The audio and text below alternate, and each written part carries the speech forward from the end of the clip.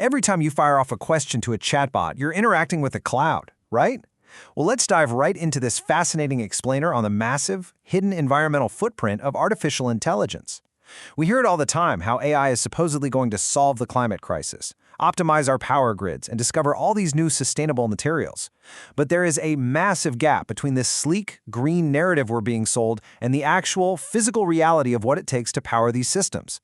Today, we're going to look at how the data we rely on to understand AI's impact might be fundamentally flawed, and more importantly, how that biased data is actively tainting otherwise credible, independent scientific research. Okay, just look at this number, 662%. What's really wild about this is that it represents how much higher big tech's data center emissions actually are compared to what they officially report. According to a huge analysis of in-house data centers for giants like Google, Microsoft, Meta, and Apple from 2020 to 2022, the real-world emissions are likely over 7.5 times higher than the figures these companies put in their shiny sustainability reports. So that immediately leads us to a pretty crucial mystery, right? Why is there such a massive, glaring gap between public claims and physical reality? Are these companies just straight up lying to us? Or is there something fundamentally broken in how we actually measure and report the environmental cost of our digital lives? Let's get into Section 1, the AI resource boom and the hidden physical cost of the cloud. We love to talk about the cloud like it's this virtual, weightless, invisible thing floating above us. But the reality? AI requires concrete. It requires steel. It requires massive, incredibly resource-heavy infrastructure. The explosion of generative AI has totally shifted the focus from your standard cloud computing to these ultra-high-density AI data centers. And these facilities represent a massive leap in resource intensity.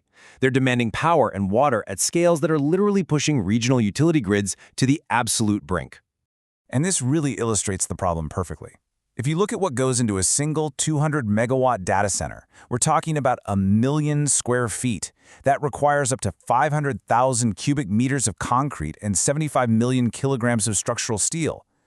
But notice that note at the bottom? Accurate public data on these physical materials is shockingly scarce. The industry basically treats this operational data like highly guarded state secrets. Which brings us to Section 2. Tainted research, biased data, and exactly how these unverified claims shape the whole green AI narrative. This is where it gets really interesting. Researchers looked at 154 different industry statements claiming that AI is going to be a net benefit for the climate, basically asserting that AI's ability to optimize things will cancel out the massive amounts of fossil fuels burned to power it. Well, the results are pretty startling. Only 26% of those claims actually cite published academic papers. A whopping 36% cite literally no evidence at all. Zero. And the rest? They just rely on corporate PR and media spin. Researcher Keaton Joshi hit the nail on the head here. This quote from the AI Climate Hoax Report shows that the whole AI will save the climate narrative isn't actually built on peer-reviewed science. It's heavily built on biased corporate sources, and that creates this really pervasive illusion of sustainability. And guys, this is exactly how credible, independent research gets completely tainted. Because independent scientists don't have access to those proprietary secret infrastructure numbers, they're forced to rely on what's called gray literature, basically incomplete self-reported corporate projections. So think about it. When credible researchers build these complex climate models, but they have to use this biased data as their baseline, the resulting research becomes unintentionally tainted. You could have the most rigorous scientific methodology in the world, but if your foundational data is essentially just corporate PR, your scientific conclusions are going to be fundamentally compromised from day one. Let's unpack how they do this in Section 3, the greenwashing illusion, and understanding the accounting loopholes. So it all basically starts with renewable energy certificates, or RECs.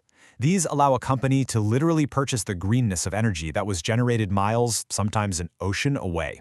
They use this paperwork to mathematically offset the fossil fuels they are actively burning in their local area to power their servers. It's a clever financial instrument that lets a company claim they are 100% renewable while they're physically plugged right into a coal or gas-heavy local grid. If we compare the two accounting methods side by side, the mechanism behind this bias becomes super clear. Market-based reporting includes all those RECs, effectively masking the real physical footprint. Location-based accounting, on the other hand, measures the actual raw carbon intensity of the local power grid exactly where that data center is sitting and consuming electricity. Just take Meta's 2022 data center emissions as a prime example. Officially, using their market-based accounting, they reported a tiny 273 metric tons of carbon emissions. But when researchers stepped in and calculated the actual location-based emissions, the real physical impact on the local grids, it was a massive 3.8 million metric tons. Yeah, you heard that right. That is a 19,000-fold discrepancy. Now, bring it back to our earlier point about tainted research. Imagine an independent climate scientist trying to model the global impact of AI. If they pull the official corporate sustainability report and plug that 273-ton figure into their formula, their entire study is instantly flawed by a factor of 19,000. It's crazy. But it proves just how deceptive official emissions data can be and how easily it infects broader academic research. And Meta is definitely not alone in this. When those recs are stripped away and we look at location-based metrics, we see massive spikes from Microsoft and Google as well. Microsoft's actual physical emissions were over 3,700% higher than reported. Google's were nearly 270% higher. So we're not talking about a one-off math error here. This is a massive structural bias completely embedded in how the industry reports its data. Which leads us to Section 4, the ripple effect of flawed metrics, and how outdated standards obscure the full picture. Because researchers are forced to work with these flawed, outdated metrics, we get these massive blind spots. For instance, the industry absolutely loves to cite something called PUE, or power usage effectiveness.